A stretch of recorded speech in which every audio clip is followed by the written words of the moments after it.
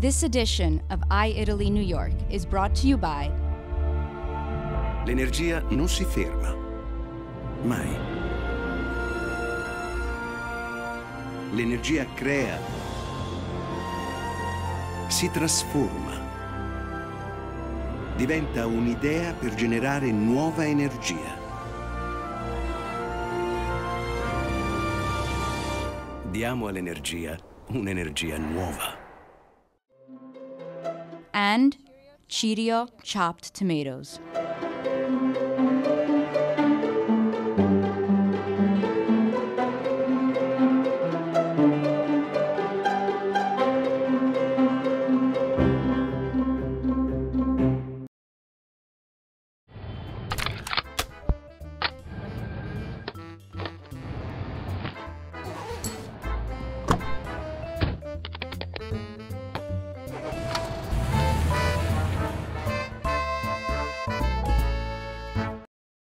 In this week's episode, Americans in Love with Italy, Francine Segan meets Betty Buckley.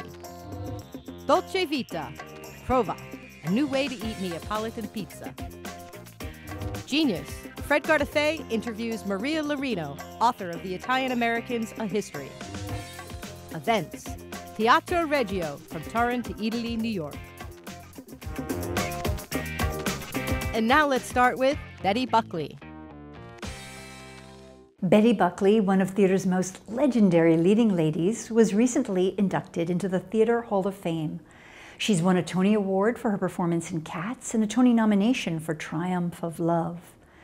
Betty has starred in many movies, working with industry's leading directors, Woody Allen, Brian De Palma, and Roman Polanski. On television, she starred for 4 years in the hit series 8 is Enough and has appeared as a guest on countless TV shows, Oz, Law and Order, Pretty Little Liars. Betty performs concerts around the globe and has released 16 CDs, most recently the charming Ghost Light, produced by famed T-Bone Burnett. I'm so thrilled that Betty's here today to talk with us about her love of Italy.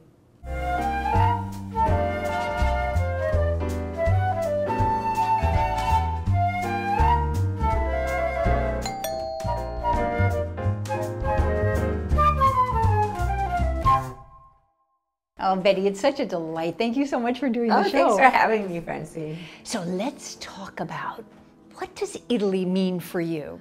Well, of course, I have always loved the art of Italy, and I'm a great fan of all the great artists and the heritage of that art.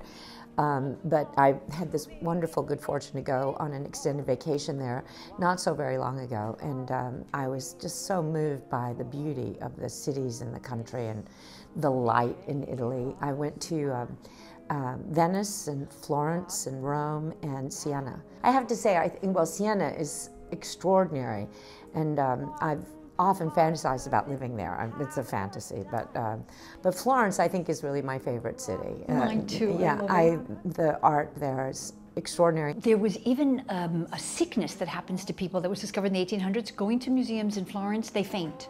There's an actual real symptom that I can understand that. Because there's just so much beauty. Yeah, when you see some of these paintings that you've read about and that you know about and you've only seen in art books, you know, and then there it is right in front of you, or the David, or any of those incredible moments, you know, it's extraordinary. Really something funny in Italy, Rome is called the city of cats. I didn't know that. That's amazing. But I heard that Cats was playing in Rome, or had played in Rome at the Colosseum. I really wish I'd seen it there.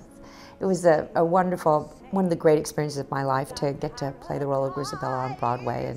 And you know, some people tell me that Memory is my signature song, and I feel really fortunate to even have a signature song. But you know, and also Grisabella, that character is, I think of her as my great soulmate, one of my best friends, and my teacher. And I've been singing her song for all these years. Sometimes people ask me to sing it as an encore in my concert work, and so I get to revisit my great soulmate and friend Grisabella whenever I sing her song. But yeah, and she won me the Tony, which is pretty special. And what about the food and the wine? Well, I'm a huge wine. I can't really call myself a wine connoisseur, but my palate is getting more and more refined. I can barely stand bad wine anymore.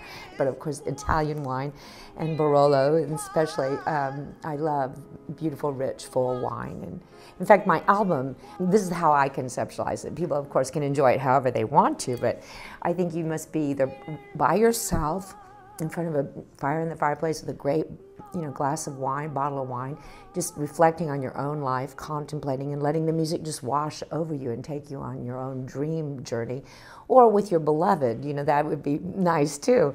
But that's how the music is very atmospheric, and it's meant to be experienced that way. And so my recommendation is you've got to have a great bottle of wine. In fact, I poured us a glass of wine to toast to Ghost Light, and I just think this is so elegant. And in fact, I think this would make a good cover for a wine bottle. I do too. I think it'd be an incredible iconic kind of image for a wine bottle. My brilliant producer, T-Bone Burnett, who's a multi-Grammy Award-winning, multi-Oscar-winning producer, he conceptualized the album that way, and it's very sonorous and very atmospheric, and it's meant to be played and experienced as a piece.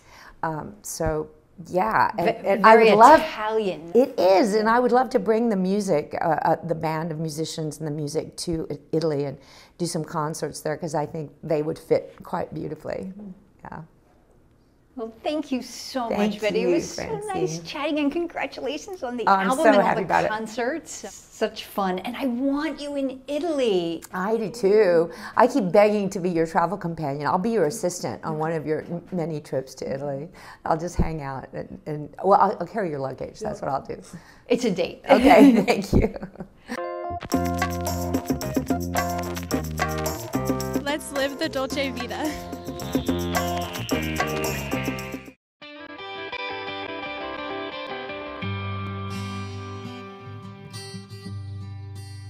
PROVA is our new project in New York City, and it has a lot of sentimental into it. This specific location is the only location in New York City where Stefano Ferrara, the master oven builder from Naples, built an oven from scratch. And the place was going to be sold.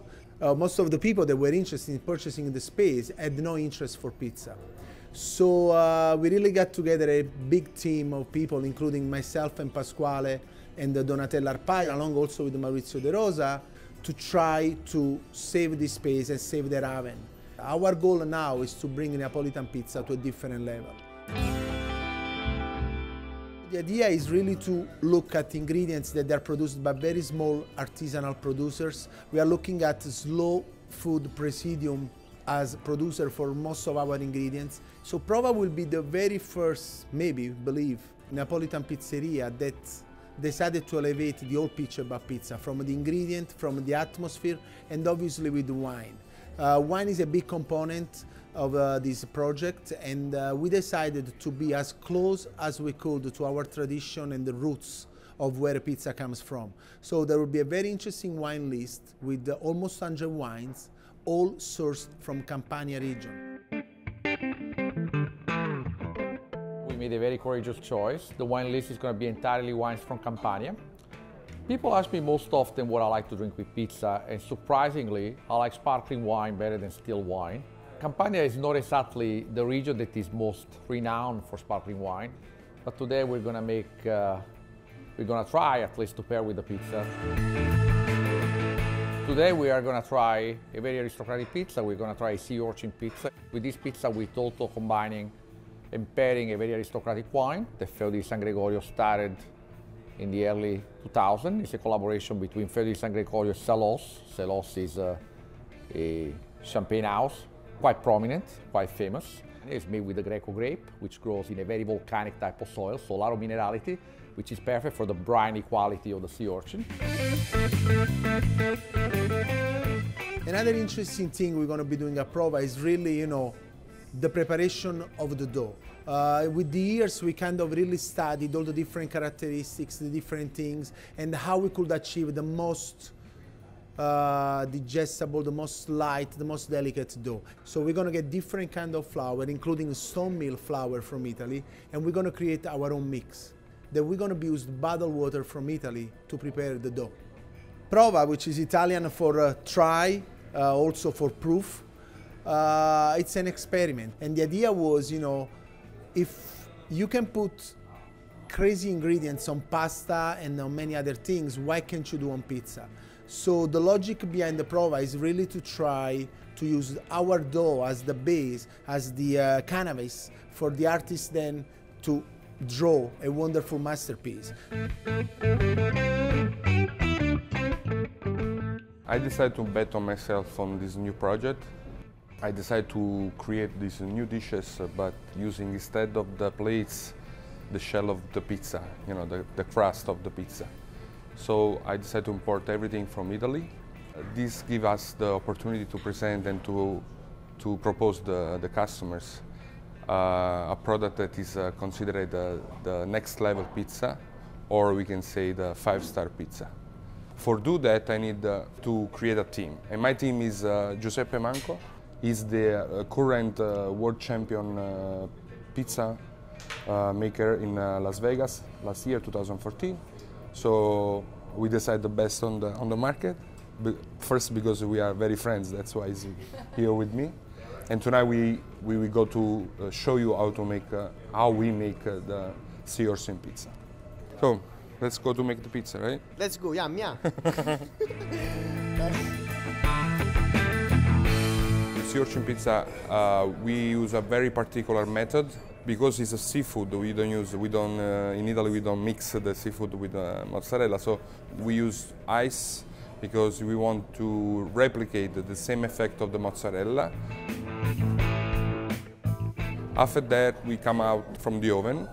We garnish the pizza with sea urchin, squid ink, garlic, and black pepper.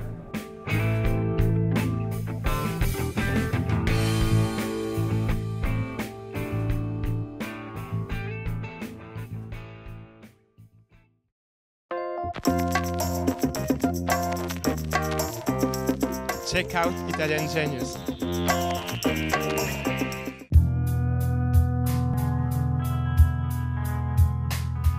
We're here with Maria Laurino, the author of the most recent book, The Italian Americans, A History. Prior to that, Maria has written Were You Always Italian? Memoir? Yeah, interconnected personal essays. And then Old World Daughter, New World Mother, a book that I found absolutely fascinating, even though I'm not a daughter or a mother. How different is this book from what you did before? Well, it's interesting for me because I sort of did this backwards, which is that this is a history of Italian Americans, and usually you think you would write that first, but I had done 2 personal essay memoir projects first. But this is a companion book to a forthcoming PBS documentary, and I was asked to write it, and it was just a great project, and I learned so much. It was interesting to write the history and then learn so much more of your family and yourself through that.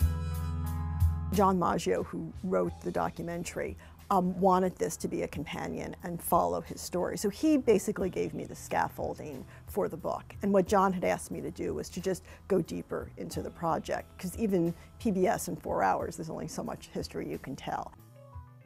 And I had 2 goals, and John shared those goals with me, so it made it easier in that I didn't want it to be nostalgic, this dip into nostalgia, which so many of these projects often can be.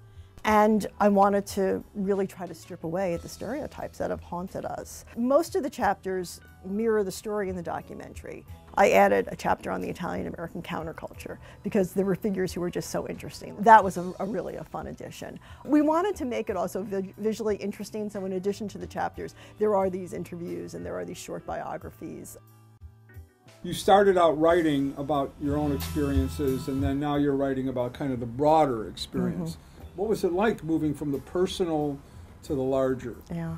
Well, one example that comes to mind that was really powerful for me was the enemy alien story. Now, I had very little knowledge of this, so I began to research. And as I'm reading this, it occurs to me, well, my grandmother must have been an enemy alien. My mother always said she was illiterate. She signed her name with an X. I never knew that. You know, and I called my mother, and I was lucky that my mother was still there. You know, she was a little over 90, and I asked her, and she said, wow, that's so interesting you asked me that, because it was really scary for our family during the war. And she remembered the day. My brother came upstairs in the apartment and he said, Mama may have to go back to Italy. And she said, we were terrified. Well, that's this piece of history that I had no clue about. And it was just it was a really moving experience. What could you put into this book that you didn't? You know, if there was going to be a part 2, what would you have? I think I'd like to have done more on race and race relations. I think more on immigration. I think it would be interesting to reflect on Italy today and its own immigration problems and see that as a kind of mirror to the Italian-American experience.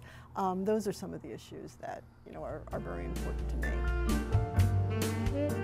You've gone to Italy to promote this this documentary, haven't you? Or... Yes, they set up, we did something at the American Embassy. And what about the book? The book was not out then, it wasn't out. But what I always find interesting is I would think that Italians would want to know more about Italian-American history.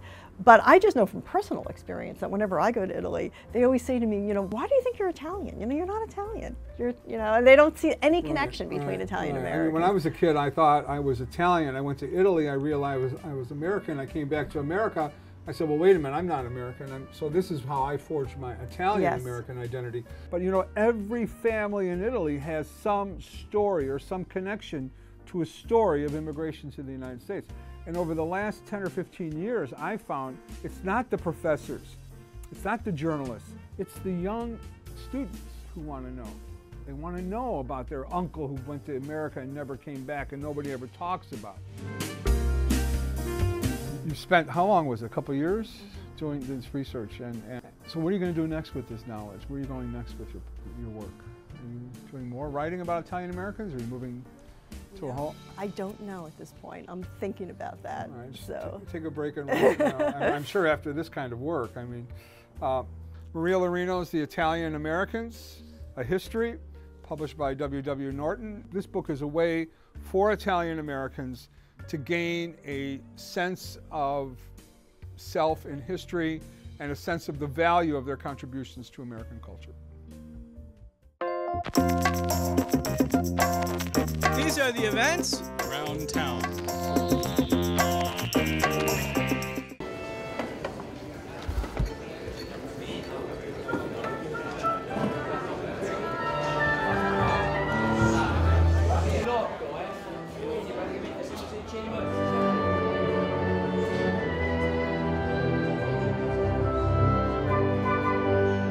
Sono le 10 di sera, mi trovo a Italy qui in New York, fuori fa veramente freddo, io ho messo un abitino buono perché mi hanno detto che sta per succedere qualcosa di magico qui a Italy.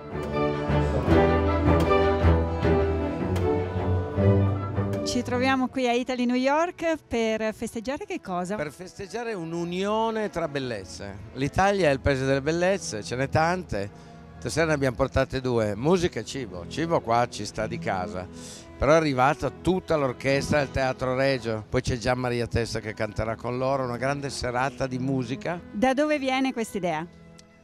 Viene da un incontro che ho fatto con Gianandrea Noseda, il direttore artistico del Teatro Regio, che lui ci teneva da morire a realizzare questa tournée negli Stati Uniti. E allora ho cercato io, ho chiamato un po' di aziende, Italy, Barilla, Lavazza, Maserati e Eni, e quindi ci siamo inventati questa nottata, la prima notte bianca di Italy New York.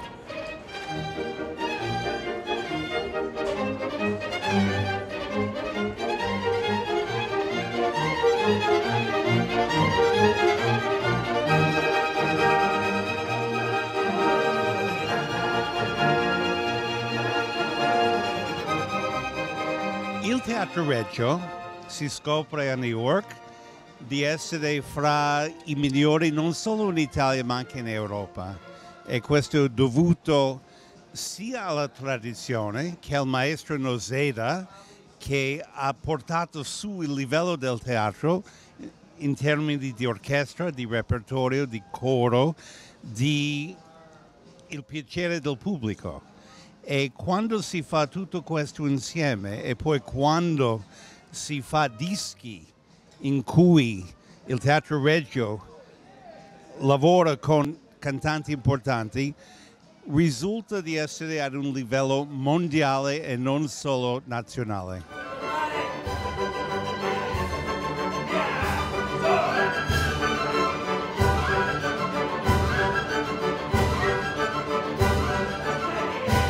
Hanno fatto Guglielmo Tell, una cosa che si vede quasi mai. Hanno fatto un allestimento a Torino in maggio, eccellente, e poi sono in tournée, sono andati a Chicago, a Toronto, adesso a New York e poi Ann Arbor, vicino a Detroit. Hanno portato quest'opera prima al festival prestigioso di Edimburgo e questo Guglielmo Tell di Rossini è diventato come si dice, la carta di presentazione al mondo del Teatro Regio di Torino.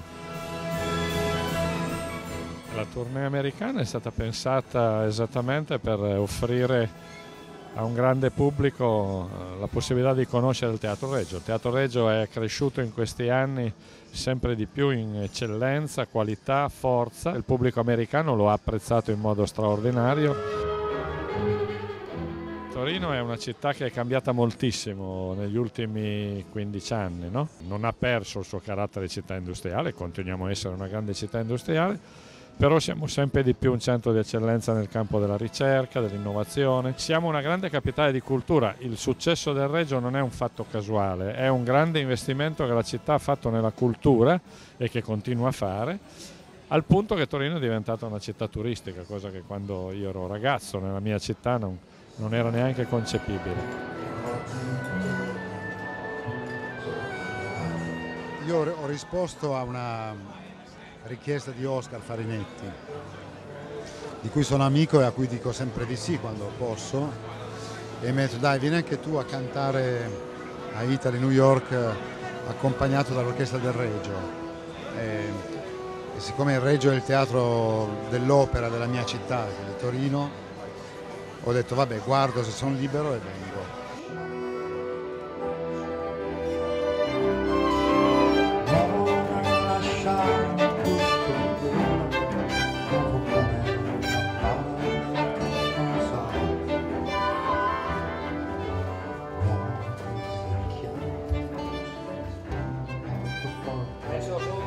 Più forte di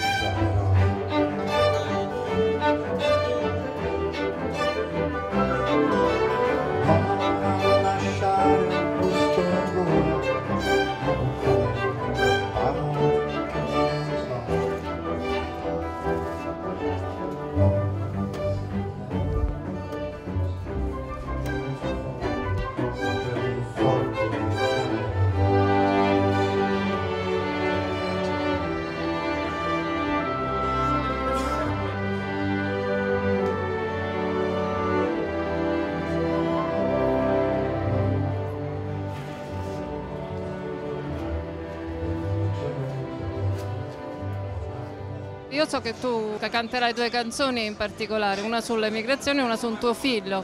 Ci dici un po' di più su queste canzoni, sui testi di queste canzoni? Ma la prima si chiama Seminatori di grano ed è stata ispirata da un quadro che tutti quelli che ascoltano conoscono, che si chiama Il Quarto Stato. In questo quadro, come tutti sanno, c'è un corteo di braccianti agricoli che va a protestare. E poi l'altra invece è una canzone che si chiama Nuovo e apparentemente non c'entra niente con tutto questo, ma in realtà si parla di due infanzie. Quella di questo corteo dei braccianti agricoli era l'infanzia di un nascente socialismo in Europa, e l'altro invece è Nuovo, è l'infanzia che seminiamo tutti quando piantiamo dei bambini e non dovremmo dimenticarcene mai.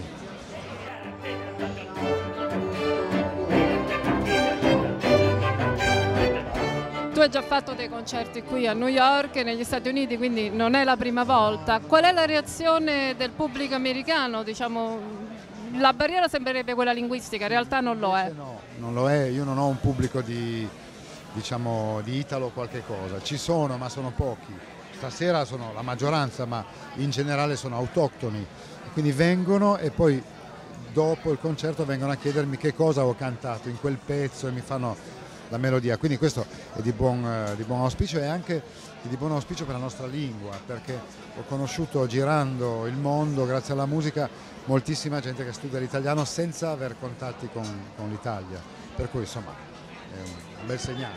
Grazie a voi.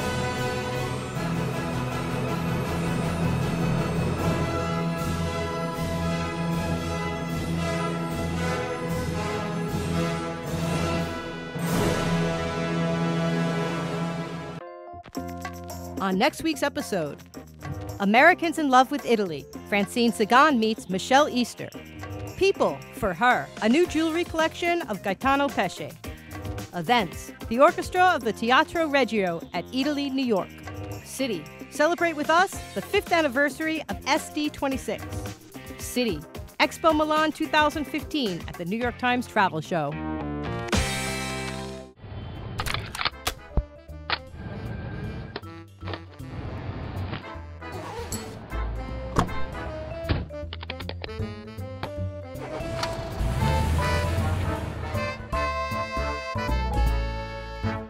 This edition of i-italyTV was brought to you by Colavita Extra Virgin Olive Oil and Baci Perugina Chocolate.